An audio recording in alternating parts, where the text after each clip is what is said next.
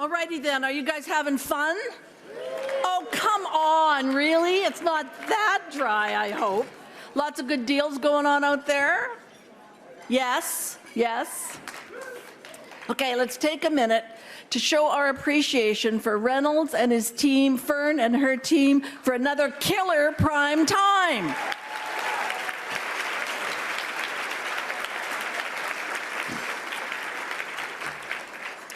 So for years now, I've had the honor of introducing the Minister of Canadian Heritage in Banff and here in Ottawa. And I know many of you have borne witness to my approach to these introductions. Well, I named one of my horses Pablo because he had a clear resemblance and the energy of a certain minister. And on our first in-return person to Banff after the pandemic, I rewrote the lyrics to "I'll be seeing you in all the old familiar places" about Bill C-11. When the government was hours away from having C-11 passed, I removed and gave the minister the shirt off my back, symbolic that he had the backing of all of you in the industry. It's okay, Dave, I had another shirt on underneath. And at his last appearance as minister at Banff, I gave him a soccer trophy on the front plate which said, "Congrats for getting C-11 across the line." And in case he was sick of C-11, the back plate said, "Congrats to Argentina for winning the World Cup in 2022. So, Madam Minister, you will be relieved to know we won't be doing any of that today. Now, I've met the minister very briefly at a couple of receptions, and I don't yet know a lot about her. So I sent my team on a sleuthing mission to one of the most daunting corners of the internet, X, formerly known as Twitter, to see what we could find out about her. So let's take a look at what we discovered. Could I have the first slide, please?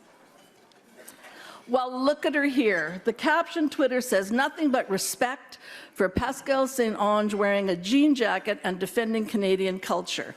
So great to see her defending what makes us unique, Canadian culture in her Western wear, the Canadian tuxedo. Next slide. Now, pick her out. What's cooler, the fact that Pascale St-Onge was in a rock band, or that now she's stepping up to support Canadian content?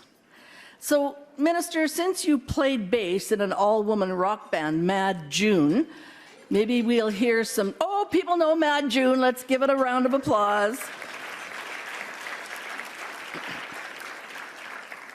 Maybe we'll hear some new songs about your work, like "Don't Stop Believin' in Canadian Content," or "We Will Rock You, Big Tech." Minister St-Onge is a welcome appointment to the Heritage portfolio. A former union leader in the Quebec cultural sector, she is a tireless advocate for creators and will be a key player in our industry's modernization. And if anybody in this room doubts that she has what it takes to knock it out of the park, this picture will convince you otherwise. Last slide. It's a baseball bat, in case you can't see it. It is my absolute pleasure and honor to welcome to the primetime stage, for the very first time, accompanied by one of her band Mad June songs, please welcome two people, our Minister of Canadian Heritage, Pascale St-Onge, along with the new Mr. Dress Up, Reynolds Mastin.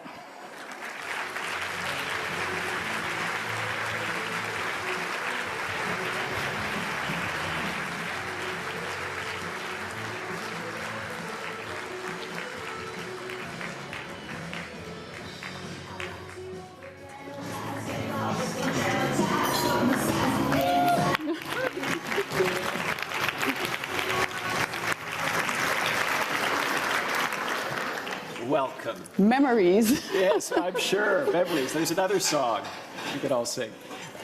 So great to have you here.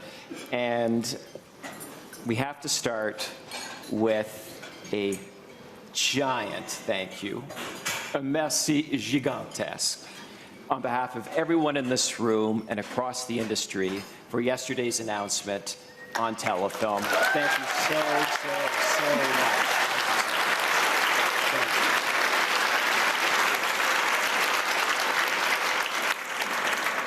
Feels good to have good news.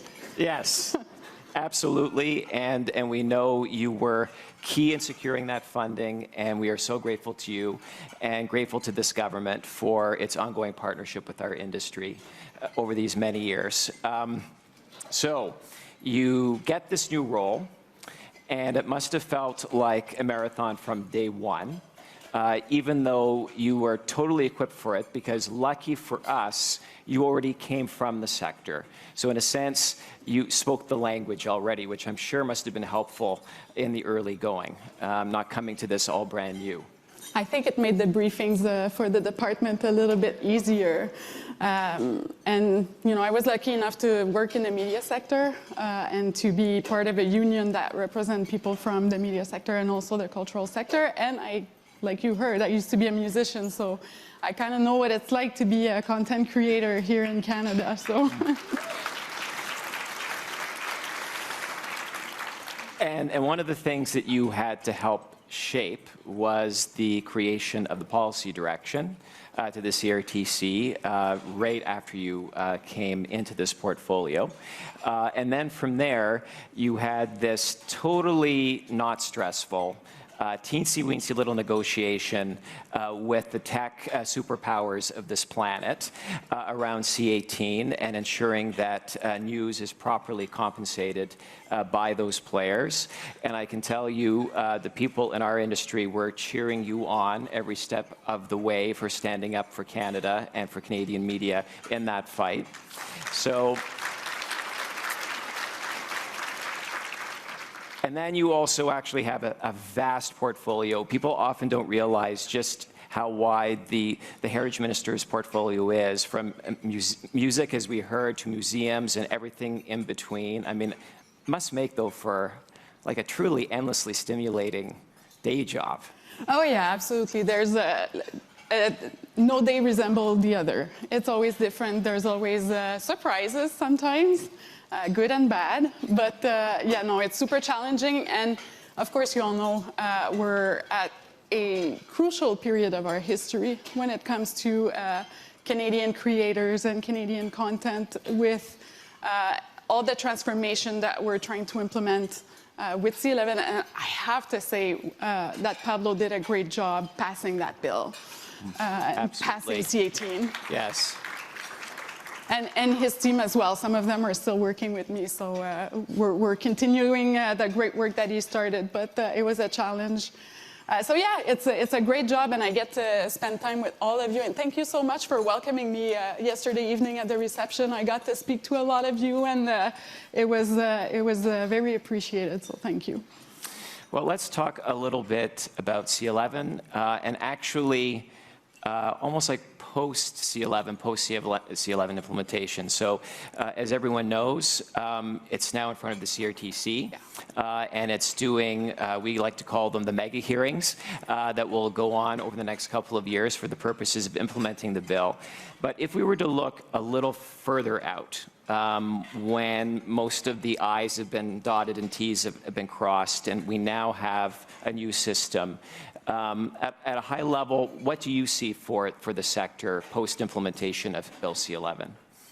Well, I see a growing sector because the reason why all those decades ago we created the CRTC and legislation around the Broadcasting Act was to make sure that Canadian content was easily found and accessible to Canadians so that Canadians can tell and watch their own stories. So that's one part of it, and the other part of it was making sure that there's the proper support so that we can create that great industry and make sure that all the proper infrastructures are in place. And all of this has been challenged with the arrival of the digital platforms. So I think that this new bill, which is a little bit esoteric, sometimes pieces of legislation, now it needs to be translated into reality, and we're going to see how it's being applied and the transformative effect it has on the whole sector. So what I'm hoping to see is more Canadian content on every platform available in Canada.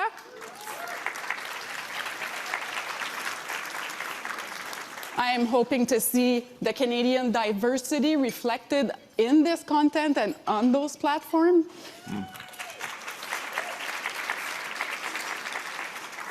And a growing economical sector with good jobs and with prosperity and good future.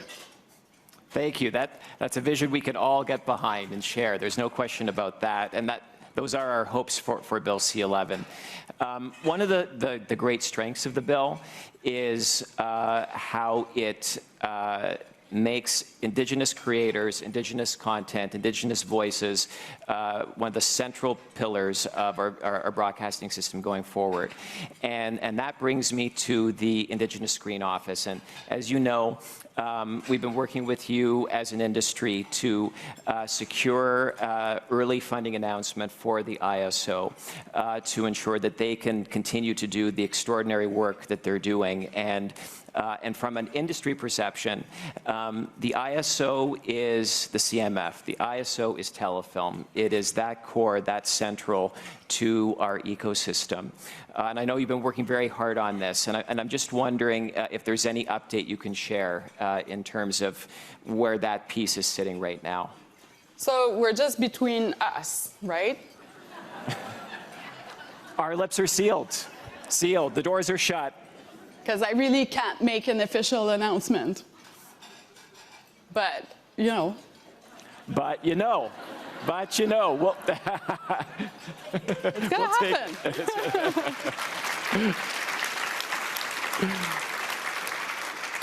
happen. That is encouraging, thank you. And we're all, and it is, because we know, you know? So that's great. Well, you know, to be a little bit more eloquent about this, we're extremely committed to reconciliation.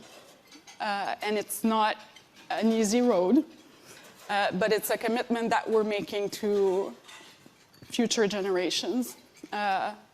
And making sure that Indigenous communities have the means and the capacity to tell their stories is essential to doing that. So, as I said, we can't make an official announcement, but we're going to keep on our commitment. Excellent, and thank you. Thank you, Minister. So, of course, in the Bill C-11 discussions, one of the huge topics, a lot of people, I think, would say maybe the biggest topic right now is what will be the new definition of Canadian content. Yes. And without asking you to comment on any of the specifics about what that might look like, I want to take it just up one level, because one of the core concerns of so many people in this room, both in terms of C-11, but I would even say in sort of the broader policy space, is the paramount importance of Canadians retaining the intellectual property in their shows. Because that's the way Canadian companies scale up and are able to reinvest in content and maintain that virtuous cycle. And so just wanted to ask you about that, the role of, from your perspective, of Canadian IP and having a healthy and robust industry. Well, it's, well, you've said it all. Maintaining our intellectual property, making sure that all parts of the industry is included in what is considered Canadian content, whether it's screenwriters, producers, actors, voices, all of it. It needs to be taken into account because the idea behind C-11 is to make sure that we tell Canadian stories. And for that, we need all of your talent, and we need it to be Canadian branded. And I think we all realized with the Hollywood strike that to sustain this industry in Canada, we need a strong Canadian industry. And this is the future of the creation in Canada for television and movies. I'm convinced of that. So we're going to let the CRTC do its job. There's a lot to consider in the current system that's changing, and more changes are coming. We know, and I know that you guys are all talking about artificial intelligence during this meeting. So more challenges are coming, but Canadian content and creators are at the forefront of what it means, Canadian content. And because you mentioned AI, and there was actually a panel earlier here this morning talking about both the Online News Act and developments in AI. And one of the core questions was, what should be the role of government when it comes to defending Canada's national interests, when you're dealing with these giant tech companies that operate globally, appear to have limitless resources often. So given your deep involvement in C18 and all these issues, I just want to give you a chance to weigh in on that topic. What are your thoughts today? Well, I think that no matter the challenge that these platforms and technological development bring forward, one lesson that we've learned, I think, from the past decades and the difficulties that we had bringing forward legislation and regulation is the fact that these platforms won't regulate themselves. And one of the challenges that a government has is to be able to move as quickly as technology. And sometimes none of us really know exactly the extent of the changes that artificial intelligence is going to bring forward. So it's, finding the balance between accepting that technology needs to evolve, that it's good for the economy, that it's good for development, that technology often is a solution to a lot of the challenges that we're facing as a society. So it's good, but at the same time, we need to regulate and make sure that it's done in a way that we can protect people's privacy, that we can protect intellectual property, that we can also make sure that people are well compensated for the work that they're doing and that is being made accessible by these technologies. So there's a lot of aspects that we need to think about: foreign interference, making sure that our national security is protected. So there's all those levels of challenges to consider. But one lesson that we've learned is that we need to regulate technology. It won't do it itself. So I'm hoping that you guys are going to have a lot of recommendations and great solutions. You know that there's already legislation being brought forward, and we're already, consulting on artificial intelligence and copyright and all these things. So we need your expertise and your knowledge and your ideas to make sure that we do it right. When you describe all of the complexities and all of the issues that are swirling around this, it actually kind of makes Bill C-11 seem like a walk in the park, doesn't it? Really, which is really saying something. Abordons un sujet léger. CBC Radio-Canada. Yeah, that's the easiest. Yes, absolutely. Vous avez annoncé que vous allez convoquer un comité consultatif dont le mandat sera de se pencher sur le mandat de CBC Radio-Canada et de vous faire des recommandations à ce sujet. Avez-vous des renseignements additionnels que vous pourriez partager avec nous, soit sur le processus ou sur vos attentes par rapport à ce travail-là?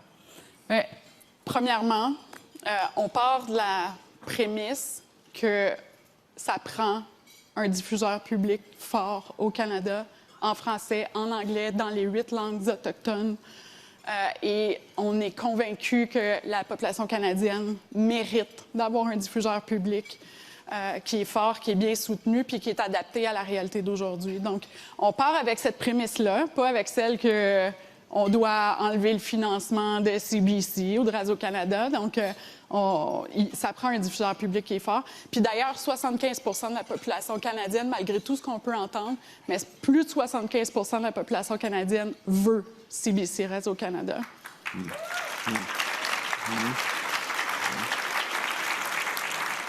Et les prochaines élections vont arriver maximum en 2025. Donc, j'ai maximum 18 mois pour passer à travers ça. C'est un gros défi. Mais je veux en faire le plus possible. Et donc ça implique que le comité d'experts n'aura pas comme mandat de repartir faire une consultation pan-canadienne sur l'avenir de CBC Radio-Canada. Ça a été fait maintes fois. On a beaucoup de recommandations, beaucoup d'idées. On a des diffuseurs publics à travers la planète dont on peut s'inspirer, aller chercher les meilleures idées. Donc, il n'y aura pas de consultations qui vont durer 1 an.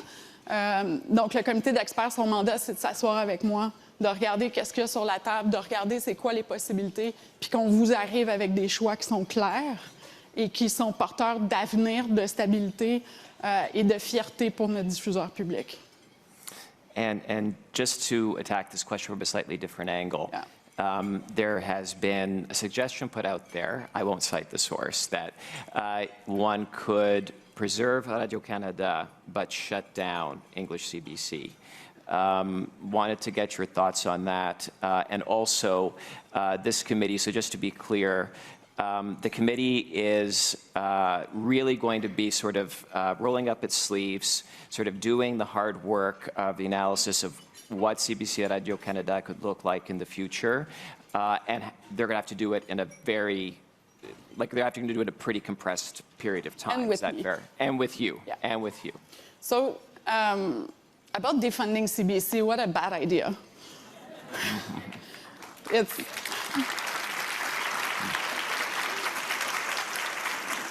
I've met a lot of people from Alberta and Saskatchewan and BC and Ontario and all the provinces across Canada here today. Do you think that you deserve a public broadcaster?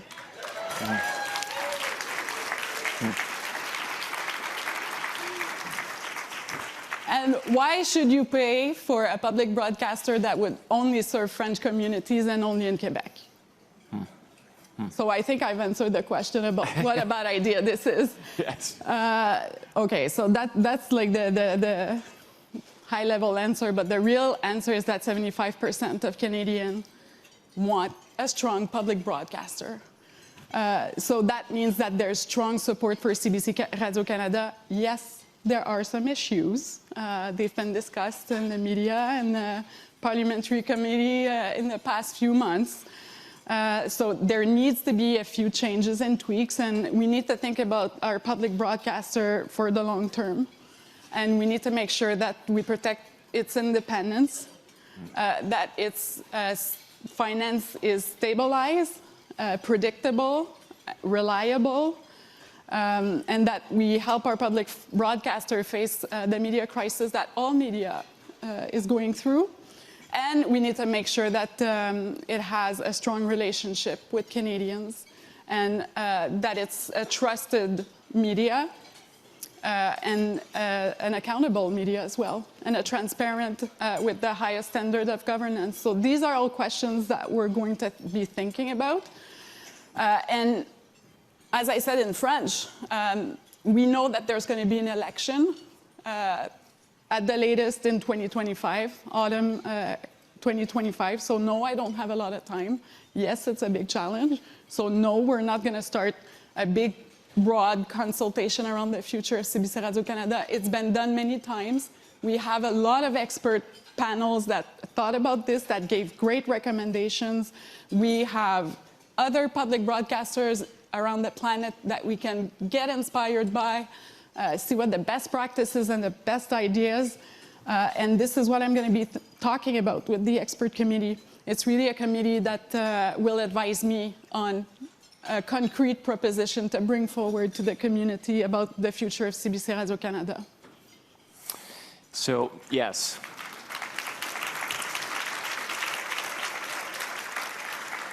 So, CBC Radio-Canada, you would have seen backstage the tickle trunk, because we were talking earlier today. It's been so interesting to me. We had it on stage, there's a little bit about it. And then since then, I've lost track of the number of people who have come up to me in the past couple of hours who had their own story about Mr. Dress-Up and how that one show on CBC impacted them as children. That, of course, was at a time when we lived in an analog world. And there were only 2 or 3 or 4 or 5 stations that were available. And so you could have a show that magical, that could have that big an impact. now there are a gazillion pieces of content out there that people can consume. And yet it seems, I certainly think to all of us in this room, it makes it all the more important that we are telling our own stories and sharing those with Canadians. And I just wanted to ask you, in terms of the impact of what we see on screen, how that shapes our society, our evolving culture, and how our cultural institutions and our industry here help support that. It's fundamental to who we are. And it's why we're not American. It's why Canada is a country on its own, why it has its own cultural sovereignty. And I think that when we think about the sustainability of the movies and television sector or the music sector, we need to think about a few things. One of it is making sure that children and youth has access to Canadian content. If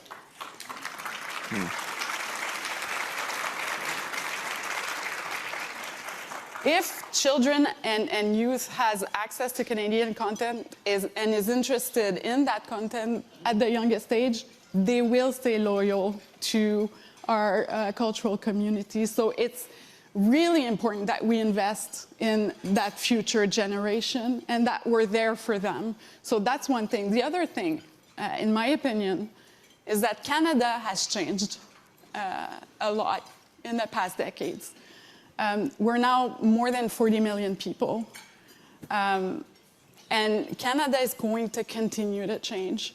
So what we're seeing, what we're hearing, what we're listening to in terms of music, in terms of television and music, needs to reflect the Canadian population, how it is today and how it's going to be in the future.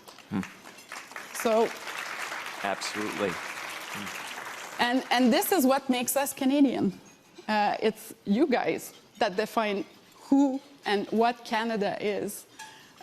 It's the stories that we tell. It's the image. It's the reflection that we have on ourselves. It's the reflection about where we've been and where we're going, and our past and our present and our future. And this is what defines Canadians and what defines Canada.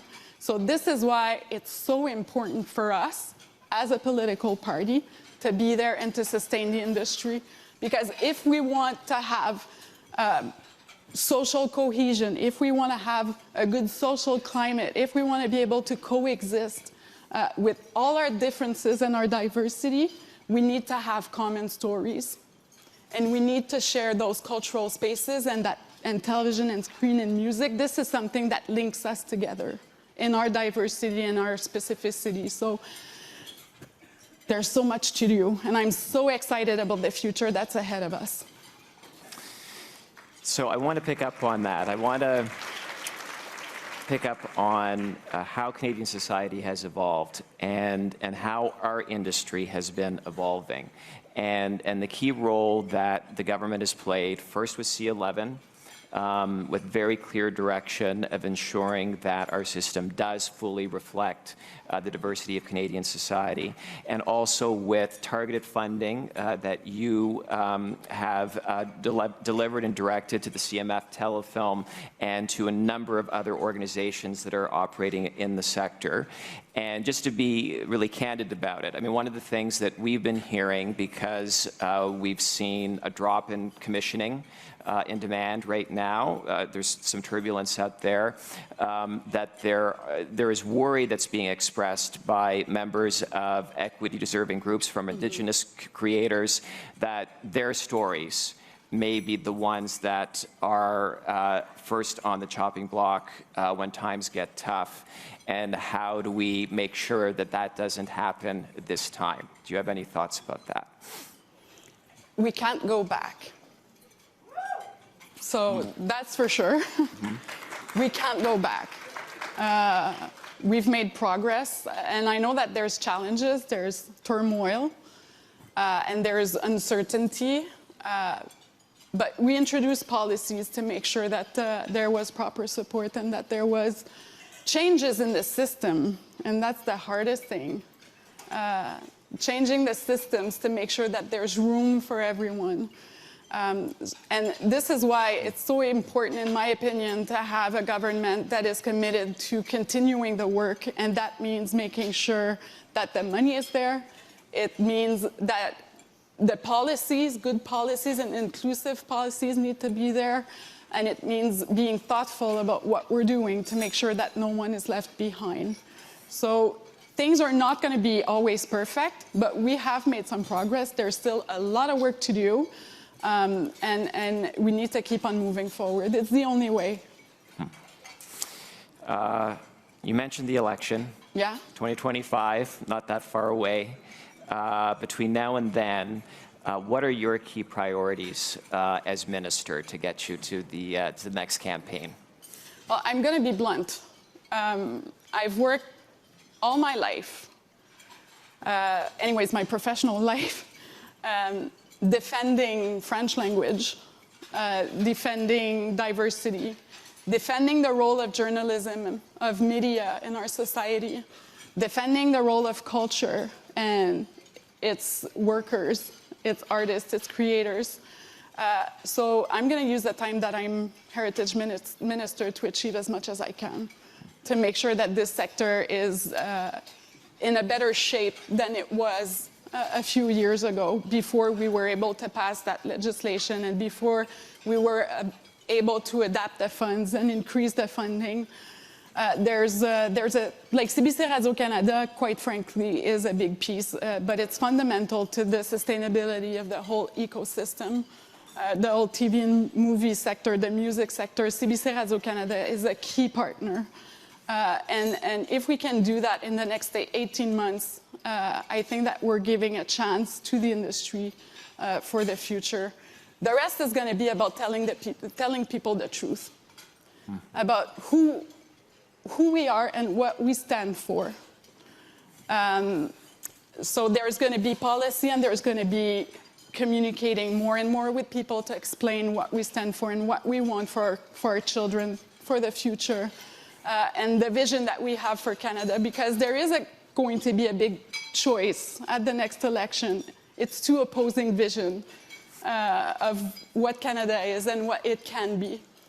And the promise of Canada, the promise of a prosperous Canada, a modern Canada that can face the challenges of climate change, of changing the economy so that we find solutions to the big problems that we have around climate, but around social issues, and making sure that there's room for everyone.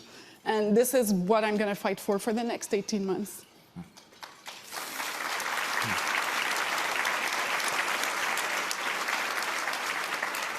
We have a minute left, and we have a tradition at prime time whenever we have the opportunity to meet our new minister for the first time.